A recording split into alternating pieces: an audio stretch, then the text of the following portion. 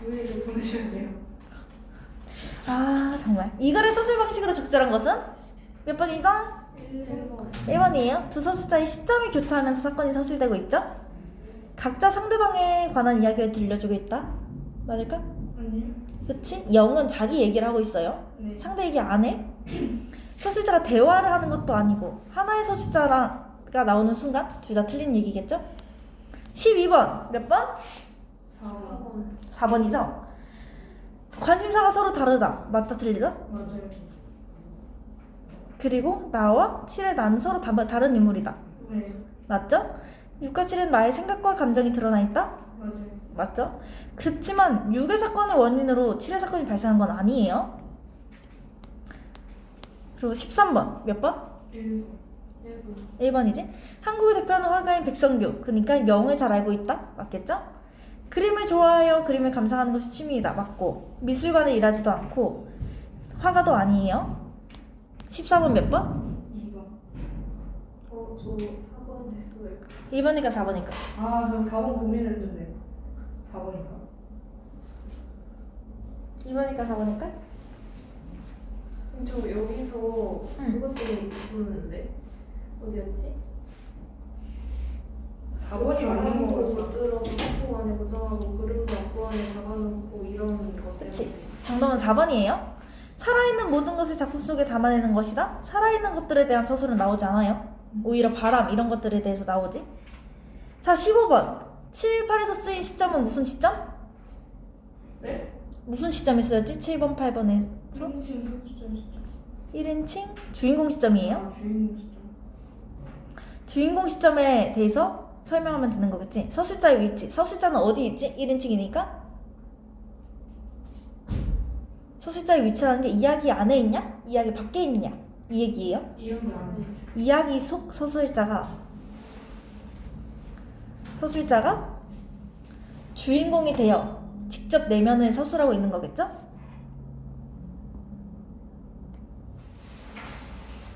직접 내면을 서술하는 1인칭 주인공 시점이다.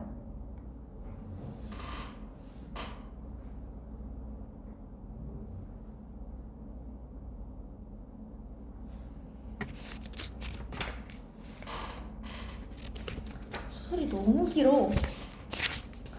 말도 안 돼.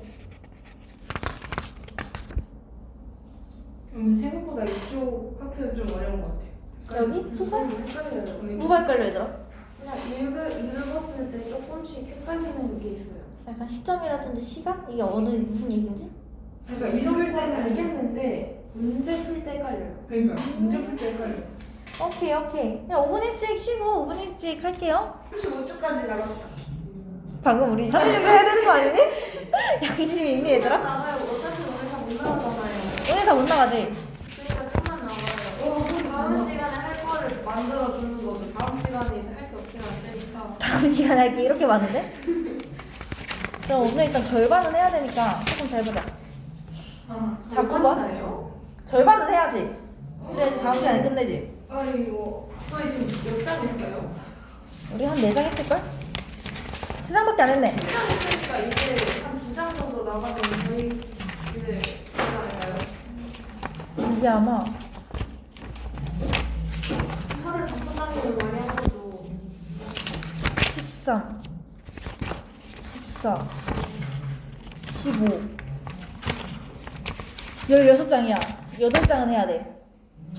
아니 저희 지금 3장밖에 안 나는데 5장을 어떻게 해요? 할 수 있어! 시작! 고갱과 고우에서도 빨리 봐 얘들아. 해야 돼 이건. 고갱과 고우에서도 백성규의 작품이 걸려있지. 고갱과 고우가 어디였지? 그 미술관? 미술관이요? 하하. 그들 구석이 거기가 커피집. 찻집이에요? 커피집인가? 찻집. 찻집이에요. 그 일에 나가 많이 가는 백성규의 작품이 걸려있지. 진품은 아니고 몇 년 전 어느 대기업의 달력에 인쇄된 그림을 오려서 액자에 넣은 거지. 대기업의 달력에 인쇄됐다 라는 거에서 백성규가 지금 되게 유명한 화가라는 걸 알 수 있어요. 그 사람 작품 저만한 크기의 진품이라면 몇 천만 원 할지 몰라. 그런 작품이 이런 가게 벽에 걸려있다가 누군가 재채기를 하는 바람에 콧물이 튀기라도 한다면 어떻게 해? 누가 코딱지를 문질러 붙이면 어떻게 하겠느냐고. 그 사람 작품은 몽땅 작업실 바깥으로 나오는 대로 특수하게 설계된 수장고로 모셔지고 그 안에서 적당한 온도와 습도가 유지되는 가운데 편안히 잠들어 있게 된다지 아마. 지금 이제 이 서술에서 백성규 작품이 인정받고 있다는 걸 알 수 있어요. 대기업 달력에도 인쇄되고 하나당 몇 천만 원씩 하고 이렇게 잘 보존돼 있는 거에서 인쇄된 작품이라도 얼마나 정확하게 그린 선인지 보여. 그래서 인쇄된 작품이라는 건 달력에 인쇄된 걸 오려서 붙여놓은 거겠죠? 악마가 그려준 것처럼 동그랗고 선명한 저 원, 원과 원을 연결하는 실날 같은 저 선, 더없이 흰 바탕, 너무나 희어서 마치 없는 듯한 바탕, 흰 눈보다 더 희고 흰 구름보다 더 희고 흰 거품보다 더 흰 저 흰색. 영혼을 팔아서 그 대가로 도깨비가 가져다준 물감을 쓰는 것일까? 그 사람은 어떻게 저 흰색을 만들어내는지 말하지 않았지. 원과 선을 그리는 저 검은색은 또 얼마나 검은지. 물감의 검은색보다 검고 숲보다 더 검고 천지무구한 소녀의 눈동자보다 더 검은 저 검은색. 여우 귀신이 그에게 검은색 물감을 가져다 주는 것일까? 그는 말한 적이 없어. 그에게는 비밀이 많아 보여. 세상에서 가장 검은 검은색과 세상에서 가장 흰 흰색이 만나 그의 그림은 보석처럼 벽을 빛나게 하지. 저런 게 예술이 아닐까? 인쇄된 작품이라도 그렇게 보이니 진품은 정말 어떨지 상상이 안 가. 진품이 생산되고 있는 작업실은 아마도 무균실 같을 거야. 그래서 1회 나는 백성규의 그림을 어떻게 해서 어떻게 평가하고 있지? 좋게 평가. 되게 좋게 평가하고 있어. 악마가 그려줬다든지 영혼을 팔아서 도깨비가 가져다 줬다든지 여우 귀신이 갖다 줬다든지 이렇게 좀 되게 환상적인 비현실적인 비유를 하면서 그의 작품이 엄청나다고 평가하고 있어요. 저런 게 예술이 아닐까? 백성규의 작품이 예술 그 자체다 라고 평가하는 거겠죠? 다시 이제 영의 시점으로 넘어와. 내 어린 시절 고향 읍내에서는 5월이면 온 국민이 모두 참여하는 국민체전이 열렸지. 공설운동장 주변에는 임시로 장터가 만들어지고 사방이 잔치집처럼 떠들썩하지. 풍선이 하늘로 날아오르고 솜사탕 만드는 자전거 바퀴가 윙윙 돌고 어디선가 브라스 밴드의 연주 소리가 쿵쾅쿵쾅 울려나오고 있어. 브라스 밴드의 연주는 어쩌면 우리 가슴 속에 대회 기간 내내 울려 퍼지는지도 몰라. 공설 운동장 안에서는 예선을 거쳐 올라온 선수와 팀들이 경기를 벌여서 우승자를 가리지. 그렇게 4일 동안 경기가 벌어지고 내가 좋아하는 축구 결승전은 체육대회 마지막 날 토요일 오전에 열렸어. 운동장 곁을 지날 때 사람들의 함성만 들어도 내 가슴이 쿵쾅쿵쾅 뛰었지. 내 발은 스펀지가 들어간 듯이 푹신거리고 어서 달려가서 경기하는 걸 보고 싶다는 마음으로 주먹을 꼭 쥔 손바닥이 아팠지. 여기서 알 수 있는 건 뭐다? 그 영이 축구 경기를 응. 기다리고 있는. 백성규는 축구를 굉장히 좋아해요.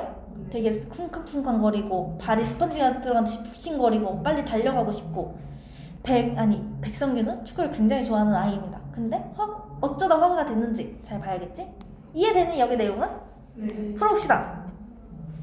근데 응. 그 이거 어젠가 그저께인가 읽으면서 응. 뭔가 좀 궁금했던 게 응.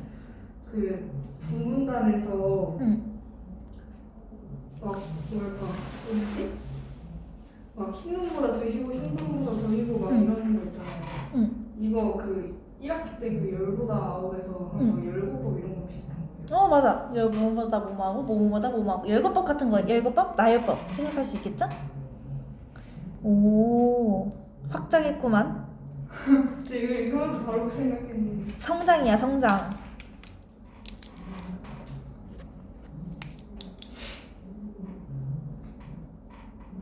Remember that I told you. 어머, 녹화를 안 했네. 하지만 초등학교 3학년이던 해 나는 거기에 갈 수 없어. 못 갑니다. 선생님이 가지 못하게 했기 때문이지. 내가 축구를 얼마나 좋아하는지 모르니까 그랬겠지만 몰라서 잘못한 게 잘한 게 되지는 않아. 그 축구 경기를 못 봐서 가슴이 얼마나 찢어질 것 같았는지 아직도 그 느낌이 생생해. 나는 이 정도로 축구를 좋아했던 아이예요. 내가 그걸 얼마나 기다렸는데 그때 우리 집에는 텔레비전도 없었고 영화를 보러 손을 잡고 극장에 가자는 사람도 없었어. 라디오에서 농촌의 어느 국민체전 축구 경기를 중계하는 것도 아니었어. 그때 축구 결승전은 한 번 보지 못하면 영원히 못 보는, 세상에 단 하나밖에 없는, 단 한 번밖에 상영하지 않는 영화 같은 거였어. 그런데 선생님이 그걸 볼 기회를 빼앗아 간 거야. 넌 이번에 군 하계대회 초등부 사생 대표로 나가야 한다. 반에서 2명씩 나가서 학교를 대표하는 거다. 이거 왜 해봤지? 사생 대표로 나가서 사생 대표로 나갔기 때문에 축구 경기를 보지 못했어요. 그리고 그게 얘는 아직도 그게 속상하고 한이 된 거고. 군민체육대회가 있는 그 주간에 군 전체의 초중고 학생들이 참가하는 하계대회가 열리고 그 안에 사생 경연 대회가 있는 건 맞아.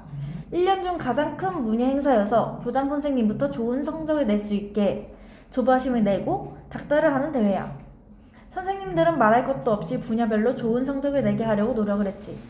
그림 외에도 서예, 합창, 밴드, 글짓기까지 여러 분야가 있는데 그거야 어떻든 간에 어디까지나 하계대회는 4학년 이상만 나가는 대회였어. 봐봐, 4학년 이상만 나가는 대회인데 내가 나갔지. 어떻게든지 여기서 흥미를 불러일으키고 있어요. 그런데 선생님은 자신의 친구 아들이 자신의 친구처럼 그림에 대단한 소질이 있다고 믿었어. 그러니까 지 친구 아빠가 화가가 되고 싶어 했고 소질이 있었으니까 나도 그랬을 거라 생각을 한 거지. 친구는 재능을 살리지 못하고 농사를 짓고 있지만 그의 아들에게 최대한의 기회를 주어야겠다고 생각한 거야. 그런데 그 방법이라는 게 정상적인 게 아니었어. 4학년 담임 선생님 중에 자신과 친한 5반 선생님에게 말해서 그 반의 대표로 나를 내보내기로 한 거야. 편법인 거죠, 하나의. 물론 나는 대회에 나가서 내 이름을 쓸 수 없지. 당연하지. 얘는 참가 자격이 없는데 간 거니까. 4학년 5반 대표 중 하나로 나가는 거니까. 하긴 대회장에 가서 보니까 이름을 쓸 필요도 없고 써서도 안 되었지. 혹시 심사 과정에 부정이 있을지도 몰라 대회에 참가하는 사람들에게 번호를 미리 주고 참가는 자신의 작품 뒤에 이름 대신 그 번호를 적게 되어 있는 거겠지. 이름을 쓰지 않고 번호만 적게 해요. 근데 이 번호만 적게 하기 때문에 나중에 어떤 사건에 이게 복선인 거야. 그거야 어떻든 상관없었어. 나에게 중요한 건 그 대회가 열리는 날이 축구 결승전을 하는 날이었다는 거야. 내가 좋아하는 경찰 대표가 결승전에 올라왔고 결승 상대는 진짜 축구 선수가 6명이나 들어있는 전문학교 대표였어. 날짜가 겹쳤어요. 그리고 선생님은 편법으로 나를 사생대회에 나가게 했고 가 여기 내용의 줄거리겠지? 이해 안 가는 부분 있어요? 그러면은 뭐 해야 된다고? 풀어봅시다.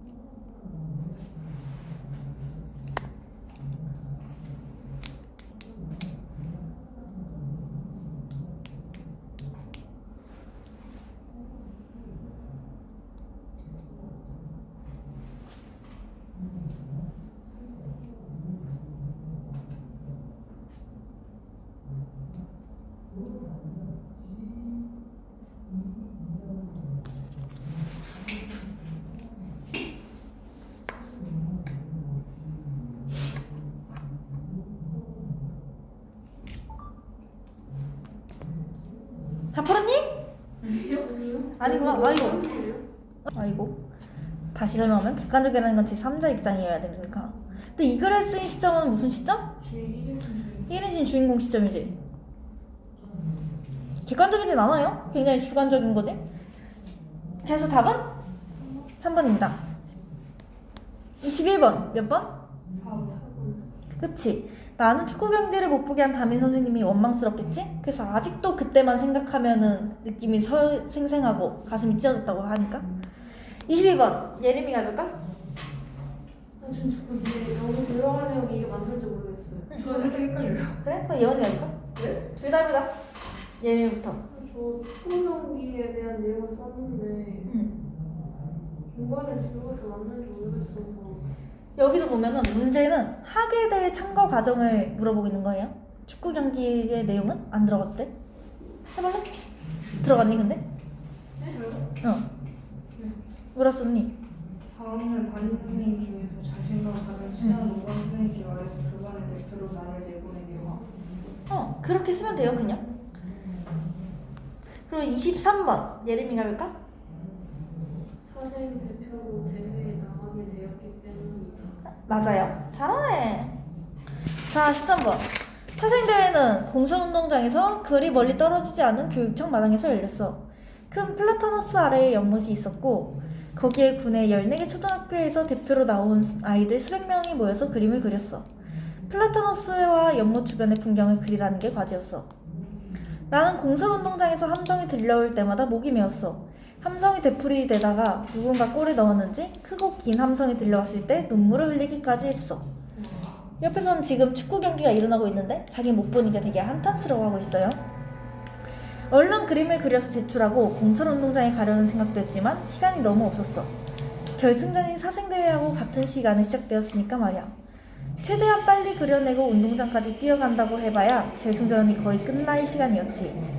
심사 결과는 그날 오후에 나올 예정이었지. 결국 나는 그 해에 축구 결승전을 보지 못했어. 눈물을 훔치면서 집으로 돌아가야 했어. 눈물을 훔쳤다는 말과 여기 함성이 들려올 때마다 목이 메였다는 거에서 얘는 진짜 축구를 보고 싶어 했다는 걸 알 수 있겠죠? 이상한 일은 그날 저녁 무렵에 일어났어. 선생님이 자전거를 타고 읍에서 10리쯤 떨어진 우리 집에 찾아온 거야. 가정방문을 온 게 아니야. 선생님은 손에 술병을 들고 왔어. 선생님은 아버지를 만나서는 어깨에 손을 얹더니 이렇게 말했어. 축하하네. 자네 아들이 사생대회에서 장원을 했어. 10살짜리가. 보라고. 겨우 10살짜리가 저보다 몇 살 더 많은 아이들을 다 제치고 1등을 했다 이 말이야. 그 애들 중에는 따로 그림을 과외로 배우는 애들도 있어. 자네 애는 이번에 크레파스를 처음 잡은 거라면서? 아버지는 땀 냄새가 푹푹 나는 옷을 젖히면서 친구의 손에서 살그머니 떨어졌어. 그리고는 쑥스럽게 웃는 듯 했는데 그게 내가 그 눈물을 흘린 사생대회에 장원한 것에 대한 반응의 전부였어. 아빠는 얘를 따로 칭찬해주지는 않고 그냥 쑥스러워했어요. 그러니까 아빠 표현을 잘하는 사람은 아니겠지. 그리고 이제 얘가 어린애가 이렇게 몇 살 더 많은 애들 사이에서 장원을 했다는 걸 보면은 선생님은 이제 선규가 그래 재능이 있었다고 생각하기 충분하겠지? 다음은 이제 또 이 일의 내용으로 넘어갑니다. 내 아버지는 읍에서 제일 큰 제재소를 운영했어. 내용이 나오면은 다시 과거로 갔다는 얘기예요. 제일 큰 제재소를 운영했다는 거에서 일은 지금 경제적으로 여유가 있다 없다? 있어요. 그 시절은 한창 집을 많이 지을 때여서 제재소를 드나드는 차와 사람들로 문짝이 한 달에 한 번은 떨어져 나갈 지경이었지. 그래서 보면은 되게 부유했다는 걸 알 수 있겠죠? 나는 고명딸이었어. 일은 근데 여자야. 남자인 줄 알았니 혹시? 난 여기 읽기 전까지 남자인 줄 알았는데. 나는 고명딸이었어. 아버지는 오빠들이 장구를 친다고 하자 정구장을 집안에 지어줬지. 나는 피아노를 배웠는데 피아노가 싫다고 하니까 바이올린을 사다 줬어. 그런데 바이올린 선생님이 무슨 일로 못 오게 된 뒤로 나는 그림을 배운다고 했어. 아버지는 언제나 내가 원하는 대로 해주었지. 다 하고 싶은 거 다 하고 살았어요. 되게 백성규랑은 반대되는 상황이겠지? 풀어보자. 24번에 몇 번? 2번이지? 이건 딱히 설명 안 해도 되지 얘들아?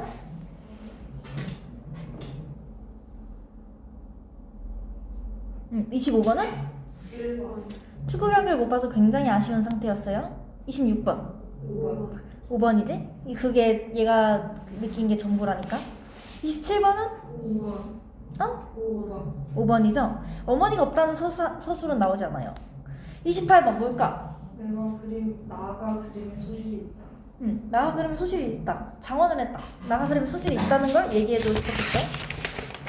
다음 16번. 이제 여기는 1의 이야기예요. 헷갈리면 안 되더라. 나가 아니라 백성규가 아니라 다시 여자의 이야기입니다. 읍내에서 유일한 사립중학교에서 미술을 가르치는 선생님이 집으로 와서 나에게 그림을 가르쳐 주었어. 과외를 받은 거죠? 1이라는 애는. 왜냐면 집이 잘 사니까. 하고 싶다고 하니까. 선생님은 내가 그림에 재능이 뛰어나다고 계속 공부를 시키면 훌륭한 화가가 될 수 있을 거라고 했어. 비싼 과외를 받으니까 그냥 해본 말일지도 몰라. 그 말을 들은 아버지는 딸내미가 이쁘게 커서 시집만 잘 가면 됐지. 뭐 그림 그려서 돈 벌 것도 아니고 결혼해서 식구들 먹여 살릴 것도 아닌데 힘들게 공부할 거 뭐 있나 라고 했대. 아버지는 되게 딸이니까 뭐 그림 그리는 거라든지 그런 건 별로 관심이 없어요. 그 말을 전해 듣고 나는 그렇게 열심히 할 생각이 없어졌어. 화가의 꿈이 화가의 꿈을 안 꾸는 거야 이제는. 원래 열심히 하려던 것도 아니고 말이야. 그래도 배운 게 있어서 그림을 남들보다 잘 그리게는 됐을 거야. 잘 그려요 이래 나는. 4학년이 되어서 이제 또 다시 4학년으로 올라갔지? 나는 특별활동반으로 문예반에 들었어. 그런데 막상 들어가고 보니 글짓기는 아무나 하는 게 아닌 것 같았어. 내가 하고 싶은 말은 이런 건데 막상 글을 써놓고 보면 저런 게 돼버리고 그것도 여기저기 틀리기도 하고 그래. 정말 아버지 말대로 내가 남자고 결혼하고 아이 낳아서 글로 벌어먹고 살아야 한다면 엄청나게 힘들 것 같았어. 그래도 문예반이 좋았어. 문예반 선생님은 동시를 쓰시는 분인데 아주 유명하기도 했고 참 잘생겼지. 가까이서 봐가면은 기분 좋은 냄새가 났어. 그 냄새가 좋았고 그 냄새의 주인인 선생님은 더 좋았어. 여기서 문예반 선생님은 천수기 선생님이에요. 그러니까 3학년 때는 나의 담임 선생님이었는데 이제 4학년 올라가니까 문예반을 맡은 거지. 특별활동으로. 나는 동시를 잘 쓰지 못하지만 선생님이 쓴 동시를 보면 무슨 뜻인지 잘 알 것 같고 참 좋았어. 그런 게 진짜 문학이 아닐까. 잘 모르는 사람도 좋아지게 만드는 게 예술작품이지. 그해 봄에 나는 군 하계대회에서 글짓기 100일장에 나가지 못하였어. 그건 당연하지. 내가 읍에서 몇 번째 안에 드는 부잣집 딸이라고 해서 누가 봐도 재능이 없는데 글짓기 대표로 내보낼 수는 없지. 그 대신 나는 사생대회 대표로 뽑혔어. 그때 우리 학교는 한 학년이 5반이고 4학년 이상. 왜 그러니? 한 반에 2명씩 대회에 나가니까 우리 학교에서만 30명이 참가하는 거야. 대개는 미술반에 있는 애들이었어. 여기서 미술반에 대한 설명이 나와요. 문예반에 있는 애들은 학교에서 10리, 20리 떨어진 데 사는 농촌 애들이 많은데 미술반 애들은 거의 다 읍내 애들이고 좀 잘 사는 애들이었어. 왜일까 하고 다음 문장을 보면은 글짓기는 연필하고 지우개, 원고지만 있어도 되지만 미술은 크레파스, 화판, 스케치북이 필요하고 그것들은 빨리 써버리게 되니까 돈이 좀 들거든. 그러니까 이제 미술반 애들은 돈이 많았겠죠? 되게 미술용품 비싸고 지금도 미술한다고 하면 돈 많이 들잖아. 있는 애들이 미술반에 들어가는 거야. 그런 게 나하고 무슨 큰 상관이 있는 건 아니지만 상관이 없다는 점에서 얘는 뭐 그런 거 신경 쓸 정도로 가난하지도 않고 부유해요 되게. 사생대회는 토요일 오전에 우리 학교에서 열렸어. 우리가 다니는 초등학교가 군에서 가장 오래된 학교라서 그랬던 것 같아. 건물도 오래됐고 나무도 커서 그림 그릴 게 많았는지도 몰라. 우리 학교 다니는 애들한테 유리한 거 같긴 했지.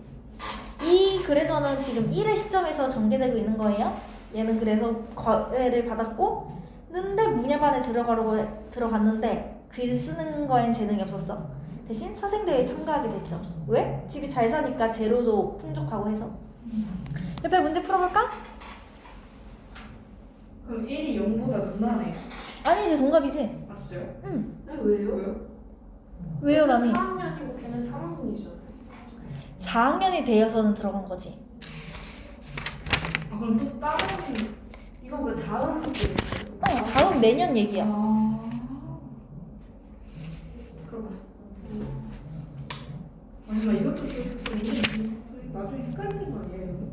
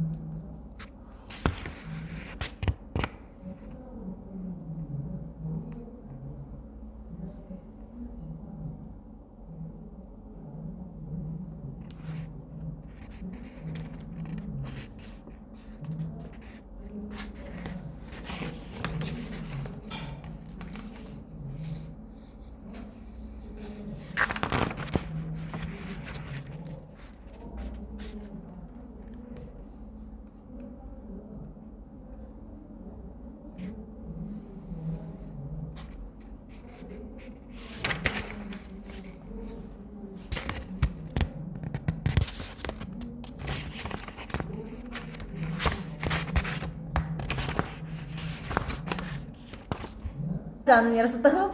똑같아요. 경제적 가난한 부유함, 경제적 부유하지 않은 부유함. 저도 그렇게 쓰려다가 응. 그렇게 쓰면 좀 꼬는 것 같아가지고.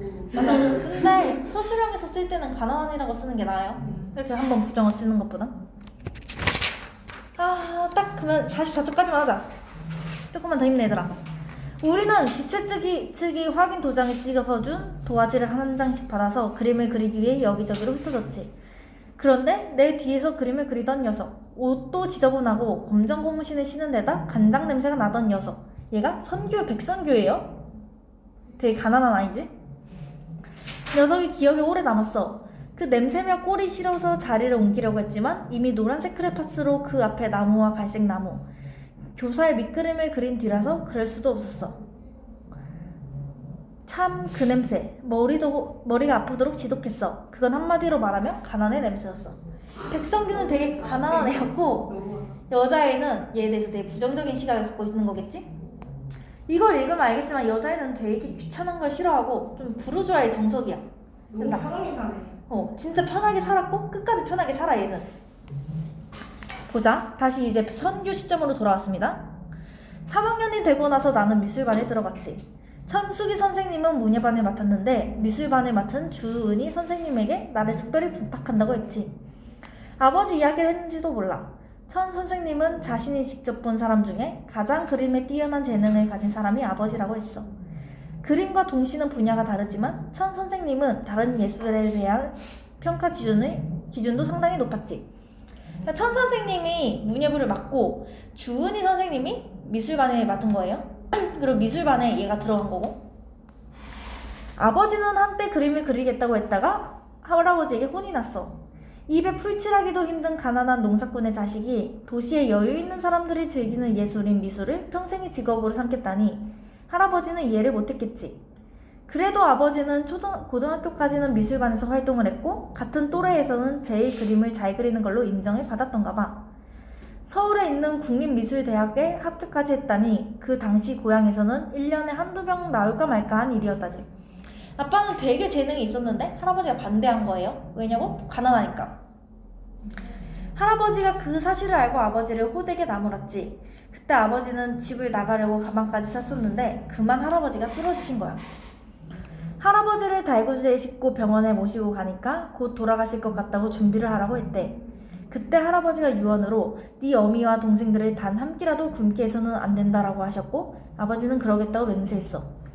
할아버지는 이웃 동네에 살던 친구의 딸을 데려오게 해서 그 자리에서 아버지와 약혼을 하게 했어. 지금은 이해가 잘 안 가는 일이지만 그땐 20살에 결혼하는 게 그렇게 이상한 일은 아니었다지. 일찍 결혼했어요 아빠는. 말 그대로. 아버지는 할아버지 간호를 하고 생계를 꾸려나가기 위해 대학 진학을 미뤘어. 그런데 할머니가 그해 봄에 쓰러져서 곧 돌아가셨고 그 바람에 어머니는 주부가 된 거야. 할아버지는 가을쯤에 병석에서 일어나셨지. 그해 겨울에 내가 태어난 거고 말이야. 그래서 아버지는 할아버지와 함께 농사를 짓게 된 거지. 할아버지가 이때 돌아가신 건 아니에요. 근데 아빠한테 너가 네 어미랑 그 자식들을 굶게 해서는 안 된다고 하니까 이제 포기를 하고 농사를 짓게 된 거지. 여기서는 아빠의 과거 얘기가 나오고 있어요. 영애한테는. 마지막으로 옆에 풀어볼까? 몇 번? 5번. 34번에? 3번. 35번은? 이만큼 나의 아버지가 재능이 높다. 예림이는? 전 예술 쪽에 관심이 많고 까다롭다. 자, 그림과 동시는 봐봐. 예술 쪽에 나이 까다롭기 때문에 이 사람이 아버지의 재능을 되게 높이 샀지. 네. 까다로운 사람이 볼 때도 아버지의 재능을 높게 샀다니까? 궁극적으로 하고 싶은 말은 아빠가 되게 재능이 있었다라는 걸 말하고 싶었던 거예요. 36번은? 5번. 가족의 소중함을 깨닫는 게 아니죠? 저 3번 했는데. 맞지 않아? 맞잖아. 할아버지의 반대로 자신의 꿈을 포기했어요. 화가가 되지 않았잖아 결국. 네. 할아버지의 반대도 맞지?